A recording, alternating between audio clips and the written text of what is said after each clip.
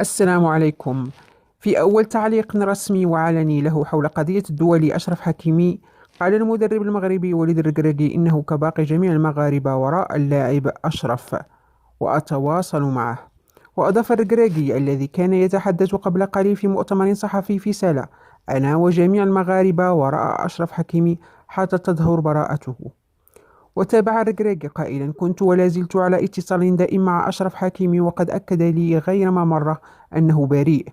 وأكد المتحدث نفسه أن أشرف لا يهتم سوى بمستقبله الكروي، وأنه واثق من نفسه ومن براءته.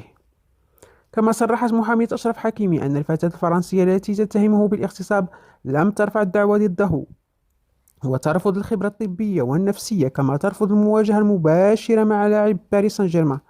وأضافت محامية وأضافت محامية النجم المغربي أن الأمر سيكون مجرد ابتزاز، وستنكشف حقائقه خلال الساعات القادمة. كما نفت محامية حكيمي التهم الموجهة إليها، وأكدت أنها باطلة، وأنه هادئ وجاهز للمثول أمام السلطات المسؤولة للتحقيق معه. وأكدت في تصريح لصحيفة لو باريزيان الفرنسية أن إدارة بي اس جي من جانبها تقف خلف اللاعب وتدعمه تماما في هذه المشكلة. لا تنسوا الإعجاب والاشتراك في القناة، ولا تبخلوا علينا بتعليقاتكم.